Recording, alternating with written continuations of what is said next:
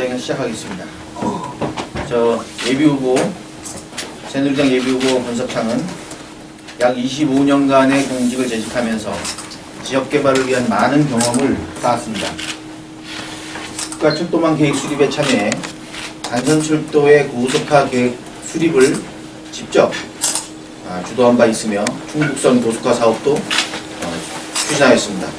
특히 원주 제천 철도 사업 및 제천 영천 철도 사업의 기본 계획을 제가 직접 과장으로서 입안해서 중앙에서도 지역의 발전상을 이제부터 그려온 바 있습니다.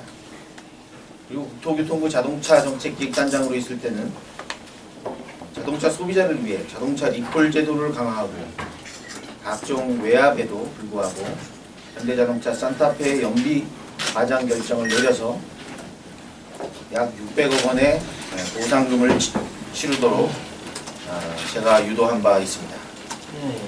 고위공무원으로 승진한 이후에 익산지방국토관리청장에 재직하면서 호남지역의 SOC를 제가 직접 총괄하였고 도로와 하천의 건설 및 운영 그리고 지역개발 사업의 예산으로 연간 1조 4천억의 예산을 직접 집행하기도 했습니다. 하지만 우리 제천단양 지역이 점차 정체되는 것을 보면서 큰 결심을 하지 않을 수 없었습니다. 저 권석창은 10년 이상 편안하게 살 수 있는 고위공무원직을 버리고 오직 제천과 단양을 위해 그리고 고향의 발전을 위해 이 자리에 다시 오겠습니다.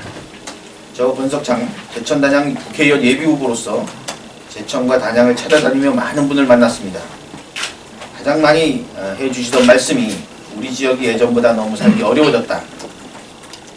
과거의 철도교통지의 중심지였던 제천을 지나지 않고는 강원도를 갈 수가 없었고 단양의 시멘트 없이는 우리나라의 건설이 진행될 수 없었습니다. 우리 지역은 성공이 보장되었던 약속의 땅이었습니다. 교통체계가 철도에서 도로교통으로 점차 바뀌고 건설 경기도 위축되어 시멘트 산업도 동시에 하락하고 또 한방산업의 인기는 떨어지고 있어 제천 한방바이오 산업의 미래도 그리 밝지는 않습니다. 우리 제천 단양은 좋지 않은 아이템만 가지고 있어서 점점 힘들어지고 있습니다. 특히 2001년 이후 지난해까지 약 1만 명의 인구가 감소할 만큼 지금까지의 정책들은 제천을 발전시키지 못했습니다. 우리가 가장 중요하게 생각하는 기업 유치의 경우에도 그렇게 개인적인 인맥으로 기업 유치가 가능한 것은 아닙니다. 기업 유치를 위해서는 본질적인 문제인 기업 물류 환경을 개선하고 종업원이 살기 편하도록 정부 여건을 개선해야 합니다. 기업 물류 환경과 정부 여건을 개선할 수 있는 사람은 국토부 출신인 지역개발 전문가인 제가 할 수 있다고 자신 있게 말씀드릴 수 있습니다. 지난번에 제가 3대 약속과 7대 공약을 발표한 내용 중에 6개의 공약에 대해서 간단히 설명을 드리도록 하겠습니다. 첫 번째, 철도 부품, 농기계, 경비행기 부품 등 기계 부품 국가산업단지를 조성하는 것을 저의 공약으로 가장 중요한 공약으로 삼았습니다. 제가 지방국토관리청장으로 근무하던 익산지방은 국가식품산업단지가 조성되고 있고 2016년에 조성이 완료됩니다. 제가 현장을 직접 다녀오고 그때부터 제천 단양을 위해서 구상을 하면서 이렇게 제천에 비해서 거의 크지 않은 이 익산에도 국가산업단지가 들어선 것을 보면서 많은 생각을 하기 시작했습니다. 식품산업은 선진국에서 신성장 산업으로 주목받고 있고 국가산업단지로 지정해서 농림부가 직접 나서게 되고 한중협력회담 등을 통해서 중국 기업 200여 개 이상을 유치하는 것을 보면서 국가산업단지가 일반 산업단지에 비해서 상당히 위력이 있다는 것을 눈으로 확인하였습니다. 국가산업단지로 지정되면 정부가 공단을 직접 조성하고 기업 유치도 나서게 됩니다. 세제 혜택 등 파격적인 조건으로 일자리 창출이나 지역경제 활성화에 큰 도움이 될 것으로 보여집니다. 철도 부품, 농기계, 그리고 경비행기 부품 등의 경우도 우리가 주목할 만한 신성장 산업입니다. 잇따른 고속화 산업들로 철도 환경이 개편되고 있고 농업 인구의 감소로 농기구가 점차 중요해지고 있습니다. 경비행기와 드론도 수요가 증가하면서 시장이 크게 확대되고 있습니다. 우리 제천은 입지 비용도 저렴하고 제천 평택 간 고속도로의 개통, 그리고 원주 제천 간 철도 고속화 사업, 이것이 기업 물류 환경을 매우 좋게 만들 것입니다. 그리고 제천은 철도 도시로 철도와 관련한 고급 인력이 많은 도시입니다. 제천에 기계부품 국가산업단지를 유치해 제천의 경제를 살리겠습니다. 제천의 옛 영광을 다시 되찾겠습니다. 두 번째 사항입니다. 농업에 관한 정책입니다. 생산 안정제의 조건 완화에 관한 문제입니다. 한미 FTA, 한중 FTA로 우리 농민들의 삶은 점차 힘들어지고 있습니다. 애지중지하며 열심히 키운 농작물이 흉작이 들어도 농민들은 가격 폭락을 걱정하고 흉작이 들면 팔 작물이 없어 걱정해야 합니다. 정부에서는 널뛰기 하는 농산물의 가격을 조정하기 위해 계약 재배제도를 두고 있습니다. 그러나 참여 조건도 까다롭고 많은 농민들이 참여하고 싶어도 참여할 수도 없고 이에 대해서 농림부에서는 생산안정제를 시범 운영하고 있습니다. 그러나 생산안정자가 참여 조건이 너무 까다로워 현행 기준으로 제천 단양은 참여할 수도 없습니다. 가격 보장 기준도 평균 수치 가격의 80%만 보장을 합니다. 농민들도 20%의 기금을 조성하는 데 기여를 해야 됩니다. 저는 이 생산약정제의 참여 조건을 완화해서 제천 단양 지역의 농업인들도 참여할 수 있도록 하고 가격 보장 기준도 80%가 아니라 90% 이상, 이거는 뭐 농림부하고 충분히 협의가 돼야 되는 상황이지만 90% 내지 100%까지 상향 조정하고 기금 조성 비율의 농업인의 부담을 20%에서 하향 조정하는 그러한 법안을 제출하고 농업인에게 실질적으로 도움이 되는 농업 정책을 만들도록 하겠습니다. 다음 세 번째, 단양 수중보 관광 자원화입니다. 여기 보시는 단양 수중보의 부분입니다. 다른 수중보 하면은 이포보를 생각하기 쉽습니다. 이포보는 수중보가 아니라 말 그대로 수면 위로 올라와 있는 가토이기 때문에 보시다시피 이게 나중에 저희들이 만들어지기 때문에 수중보는 이 정도의 모양밖에 나오지 않습니다. 대략 2m 이상의 수위가 상승돼서 훨씬 더 보기에는 좋을지 모르지만 이로 인해서 여기에 배가 다닐 수 없는 문제, 그리고 이 주변에 대해서 관광 자원화될 수 없는 그런 문제들을 가지고 있습니다. 그래서 단양 국민들의 수건 사업이었던 단양 수중보가 30여 년간 여러 차례 어려움을 겪으면서 겨우 착공을 했음에도 불구하고 관광시설로 조성되기 어려운 그런 문제가 있습니다. 이포보의 예를 들면 자전거길, 문화광장, 생태공원, 수중광장 등 관광자원이 넘쳐나고 있습니다. 그러나 우리 단양 수중보에는 건설 이후에도 전혀 그러한 시설이 준비되어 있지 않습니다. 제가 얼마 전에 수자원국장을 만나러 갔습니다. 주민대표와. 보시다시피 여기 있는 돌을 제외하고는 아무것도 시설이 없습니다. 그래서 제가 거기에서 수자원국장에게 강하게 주장을 했습니다. 최소한 생태공원과 전망대, 홍보탑, 자전거길, 사람이 올 수 있도록 해야 된다. 그리고 환승 선착장, 배가 못 가니까 여기에다 선착장을 양쪽에 넣어서 배가 내려서 여기서 주민들이 갈아탈 수 있는 시설들은 있어야 이 실제로 수중보가 수위만 높이는 것이 아니고 실제로 기능을 할 것이다. 저는 이렇게 주장을 하고 있고, 이것이 반영되기 위해서는 상당한 영향력과 상당한 지식을 필요로 하는 그런 부분입니다. 그래서 여기에 사람들이 내서 올라가고 이 주변에 홍보관이 들어서고 생태공원이 들었으면 주민들이 오기 시작할 겁니다. 이 부분에 대해서도 제가 공약으로 삼고 있습니다. 네 번째입니다. 신혼부부 노인 청년을 위한 임대주택 단지 조성입니다.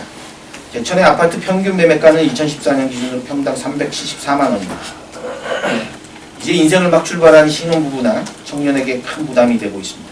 전세가 비율도 계속 상승하고 있습니다.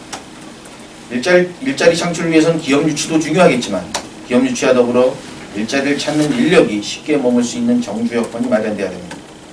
경제적 여건이 좋지 않은 노인분들을 위해서도 지원을 해야 됩니다. 신혼부부나 노인이나 청년을 위한 임대주택 단지를 조성해 우리 지역의 정주 여건을 개선하겠습니다.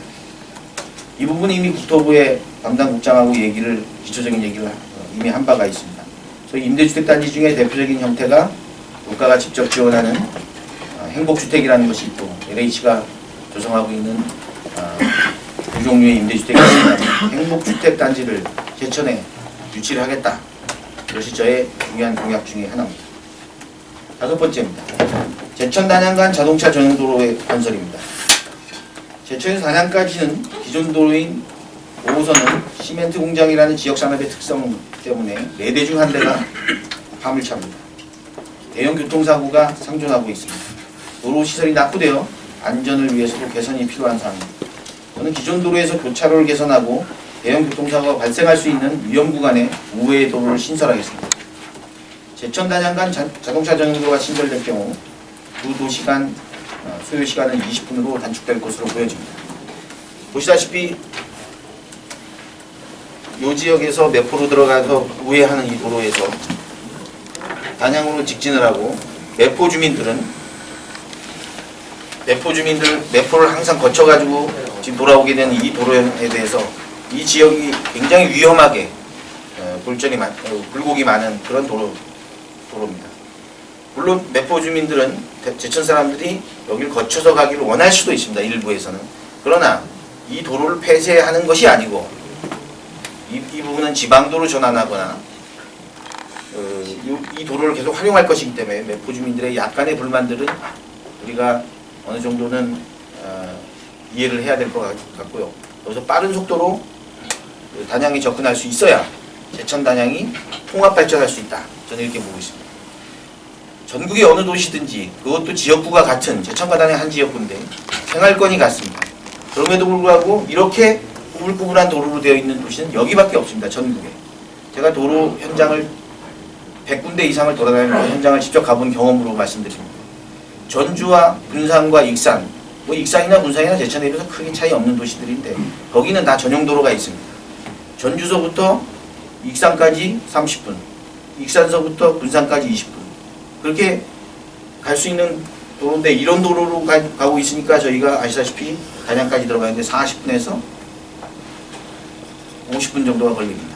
그래서 이런 전용도로가 없이는 생활권이 통합되지 않는다. 저는 이렇게 보고 있습니다. 어떤 분들은 단양 사람들이 제천에 와서 쇼핑을 할 거기 때문에 빨대효과, 단양이 더 작아진다 라고 한 주장을 하기도 합니다. 그러나 이 빨대효과는 제가 항상 말씀드리지만 근거가 부족한 이론입니다. 그 예로서 천안이라는 도시가 서울에서 가장 가까운 큰 도시입니다. 물론 수원도 있지만 수원은 그렇게 도로나 철도가 연결이 안 되어 있습니다. 천안까지 고속철로 20분이면 가는데 천안이라는 도시가 없어져야 되는데 천안 시민들이 다 서울 가서 쇼핑을 하고 서울에 병원 가고 근데 천안이라는 도시는 왜 매년 커지고 있습니다. 빨대 효과가 근거가 없다는 가장 큰 대표적인 사례입니다. 연결이 되면은 단양 사람들이 제천에 가서 쇼핑을 해서 단양에 있는 식당들이 안 된다라고 하는 부분은 일부의 주장일 수밖에 없습니다. 빨대 효과는 근거가 없고요. 가깝기 때문에 제천에서 머물다가 돌아가는 수도권 인구가 단양까지 쉽게 접근을 합니다. 영월이 제천과 영월 간에 전용도로가 뚫리고 나서 카지노가 잘 됐다는 것은 그렇다는 겁니다. 역시 여기서 뺏기는 수요보다 수도권에서 내려오는 유입되는 인구, 관광 인구, 그 다음에 투자 효과가 훨씬 크다는 것이 전반적인 현재 교통 전문가들의 결론입니다. 그래서 저희는 전용도로를 빨리 신속하게 만들어야 이 지역이 통합 발전할 수 있다 이렇게 보고 있습니다. 다음은 6번째 철도 사업입니다. 여주, 원주, 제천 간 전철 사업입니다. 전철 사업에 대해서는 왼쪽에 나와 있는데요. 우선 제천을 제가 설명하지 않고 여주하고 송원주만 설명을 드리겠습니다. 최근 대관령 터널이 뚫려서 내후년이면은 평창올림픽에 대비해서 서울서 강릉까지 1시간 12분이면 도달합니다. 이 변화가 얼마나 큰 변화일지 아무도 예상을 하지 못하고 있는 것 같습니다. 지금 서울에서 강릉은 전부 고속버스를 타고 다니거나 고속버스의 대체는 일반 자동차입니다. 이 두 가지로만 다니고 있는데 철도가 가게 되면 안타깝게도 동부고속은 망하는 것까지 몰라도 편수를 확 줄여야 될 겁니다. 왜냐? 칼기가 서울 대구 간의 김포공항과 대구 간의 편수를 3분의 1 이하로 줄였습니다. 이것은 1시간 12분 만에 청량리서부터 강릉에 들어간다는 것은 놀라운 경부고속철도에 버금가는 놀라운 앞으로 그 현상이 바로 우리 옆도시 원주를 거쳐가고 있는데 그것이 멀리도 아닌 2018년이면 생활의 변화가 확 달라지게 됩니다. 안타깝게 제천을 지나가지 않지만 서원주가 제천 바로 인접해 있습니다. 제천서 서원주 간에 20분 걸립니다. 정확하게 얘기하면 표정속도로 따지면 그 중간에 한 번도 안 쓰고 달리는 속도로만 하면 18분 정도 걸립니다. 그래서 우리가 결국은 안타깝게도 서원주를 중심으로, 이 원주가 아닙니다. 원주역은 안에 시내에 있고요. 원주역이고 서원주를 통해서 중간에 신림을 쓰지도 않고 바로 제천으로 다이렉트로 요거 설계를 제가 아까 했다는 말씀을 지금 제가 드립니다. 요 부분에 신림을 안 거치고 제천으로 와서 18분 만에 가게 되면 안타깝게도 원주를 중심으로 저희가 발전 방향을 모색해야 될 수밖에 없다. 충주보다.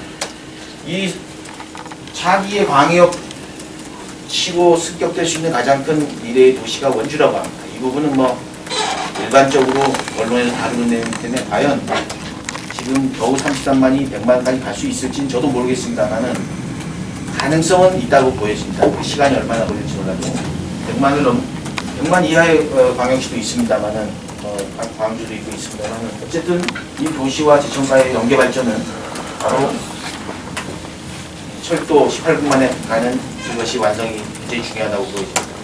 여기서 설명하고 있지 않지만은 원주에서부터 신림간 5번 국도도 4차선 계획이 이미 섰습니다. 근데 제천 봉양에서부터 신림 계획은 수립되지 않은 상황입니다. 제가 그것도 오늘은 발표하지 않지만 도면을 준비하지 못했기 때문에 도면을 준비하기 위해서는 또 여러 가지 작업이 필요해서 그 부분도 원주와의 공동 발전, 상생 발전을 위해서 필요한 사업이에요. 오늘 철도 부분에서 왜 이것이 저희 중요하다고 말씀드리냐면 제천 단양 시민 국민 중에서 단 1%밖에 모르는 사실일 겁니다. 여기 판교서부터 지금 여주까지 공사 중에 있습니다. 2년 후면 준공이 됩니다. 이 사업을 제가 직접 현장을 다니면서 판교 다음에 여기 광주까지 현장을 제가 다니던 적이 있습니다. 그때는 이때만 공사를 하고 있었습니다. 지금 공사 다 들어가 있습니다. 이 공사를 하게 되면은 여기가 판교역입니다. 판교는 거의 서울권이라고 이제 되어집니다. 판교는 분당의 북쪽입니다. 분당이라고도 하고 판교라고도 하는데 여기서 여주까지 전철 운행을 하게 됩니다. 요거를 우리가 연결하는 부분을 지금 검토만 하고 있습니다. 이건 제가 가상의 선을만 찍어놓은 거지. 요거를 연결을 하게 되면은 여기서 여기까지 18분에 달려가서 여기는 아무래도 수요 때문에 아마 당분간은 광역철도로 들어오기는 어려울 겁니다. 어떤 분들이 여기 광역철도로 넣겠다 이렇게 주장을 하고 계시는데 일반 철도와 광역철도는 광역철도라고 하는 것은 말 그대로 문짝이 문이 4개 달리고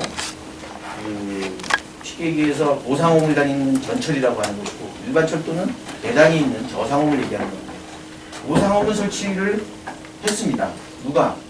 송강호 의원하고 제가 고상호물 설치 계획을 바꿔서 만약에 대비해서 나중에 혹시 전철이 들어올 수도 있으니 고상홈을 만들자. 고상홈이라 하면 전철처럼 높은 홈을 고상홈이라는데 거기서 한 발자국만 들어가면 문이 열리고 평지에서 사람이 타고 내리기 좋게 만든 전철 그걸 우리 고상홈이라고 합니다.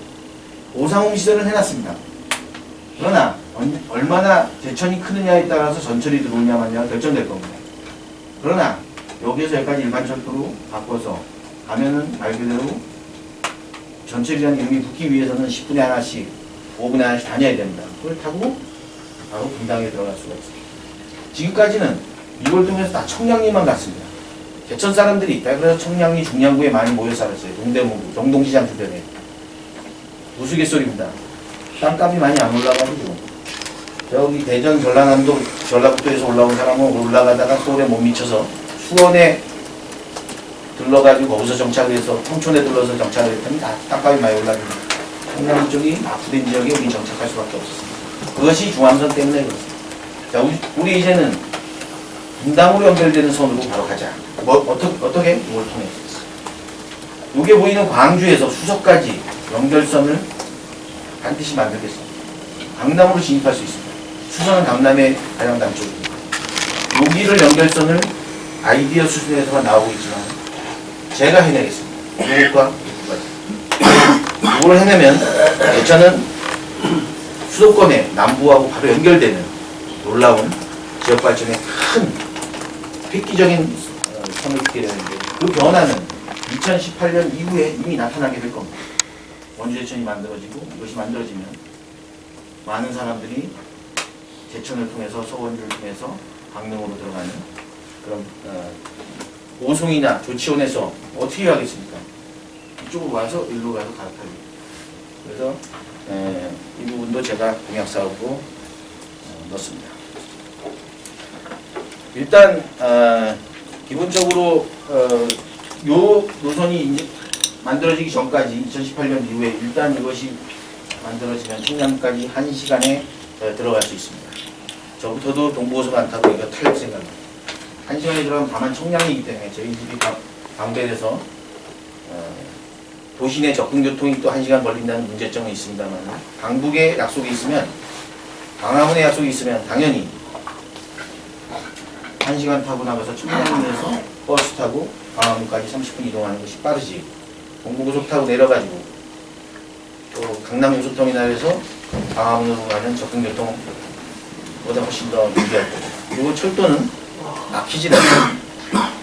이 부분을 제가 여주, 원주, 제천 전철 사업에 앞으로 중요한 저희 공약사항으로 지금 삼고 있습니다.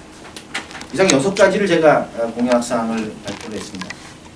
이거는 이 중에서 딱 한 가지 기계부품 국가산업단지만 사실은 사용 임기 내에 다소 어려움이 있고 나머지는 다 착수가 가능한 일들만 제가 뽑아놓은 겁니다.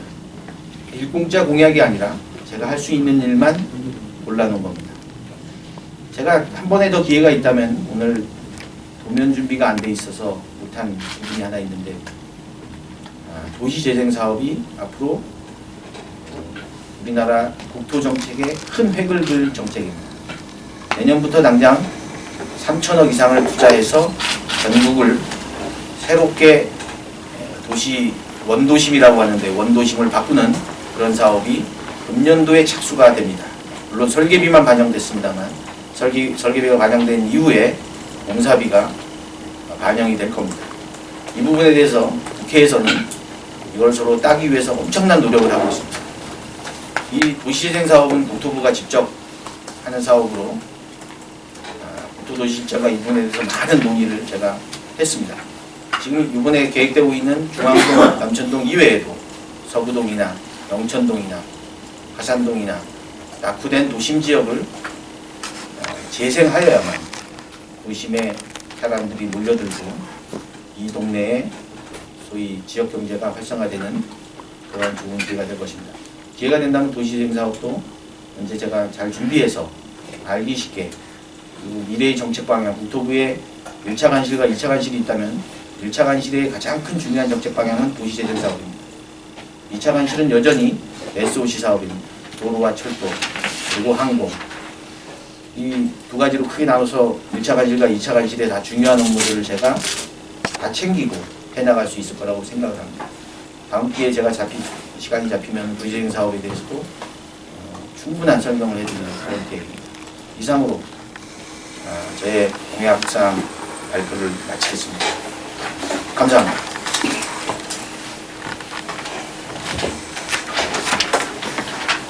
좀 말이 빨랐죠? 좀 어려워가지고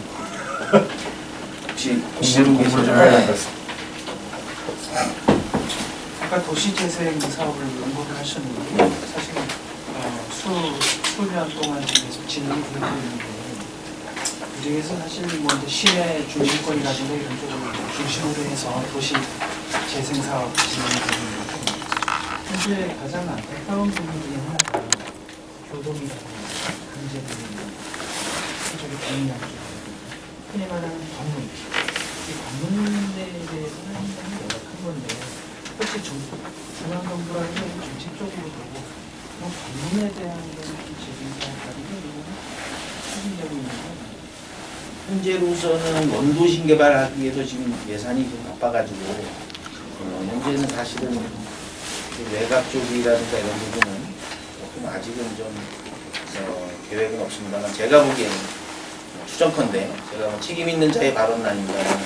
원도심 개발 사업이 다 끝나면 국토부도 계속적인 지역 개발 사업을 해야 되기 때문에 점차 확대해 나가지 않을까. 만약에 나가지 않는다면 이건 저기가 확대해 나가도록 노력을 해야 될 것 같습니다. 도시재생 사업 관련해서 하나만 질문드려요. 네.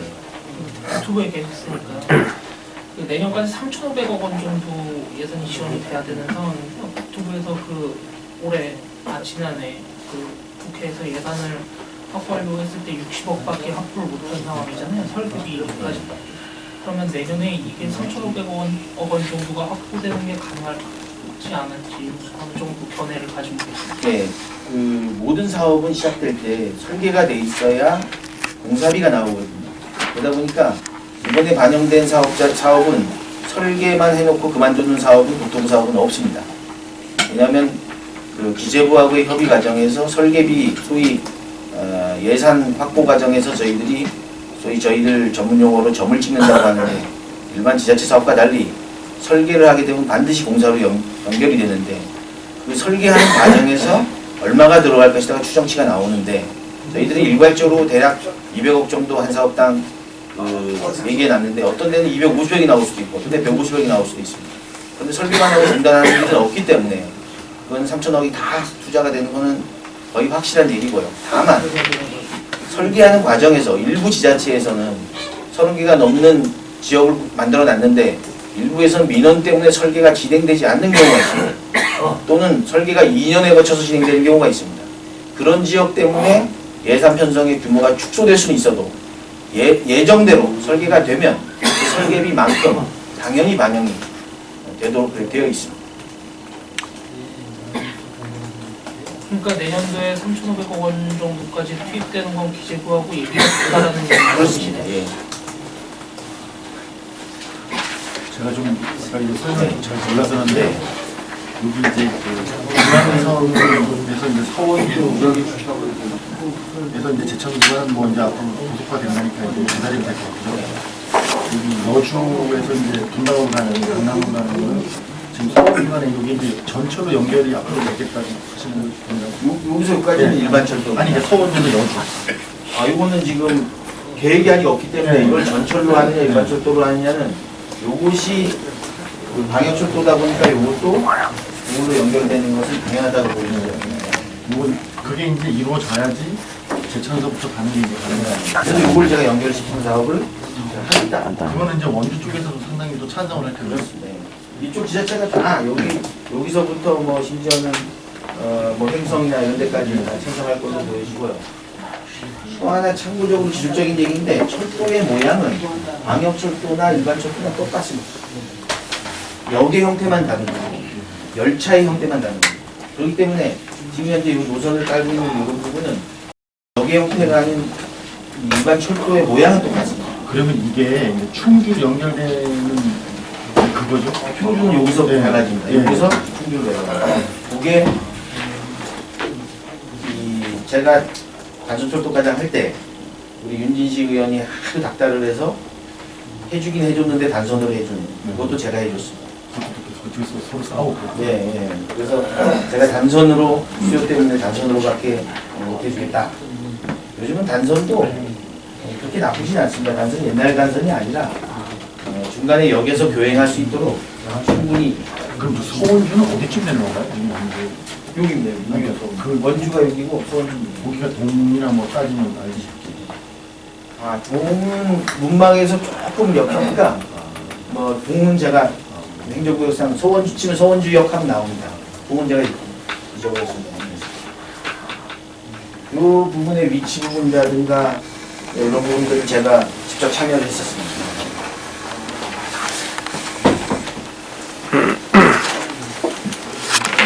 뭐 기자회견이 뭐 약간 강의같이 돼서 죄송합니다. 제가 하던 일이라 뭐 이 부분은 혹시 다른 질문사항 없으시면은 제가 이 부분 다시 한 번 더 거듭 말씀드리지만 저는 준비되어 있습니다. 당장 투입돼도 할 수 있는 사람입니다. 물론 선거라는 큰 어려운 과정이 남아있지만은 이런 부분들은 바로 초선이라도 삼선, 사선 국회의원들과 저하고 같이 논리대결을 해서 충분히 따올 수 있는 그런 실력과 인맥을 가지고 있다고 다시 한번 자신 있게 말씀드릴 수 있습니다. 이상 기자회견을 마치겠습니다. 한 가지 더 예, 예.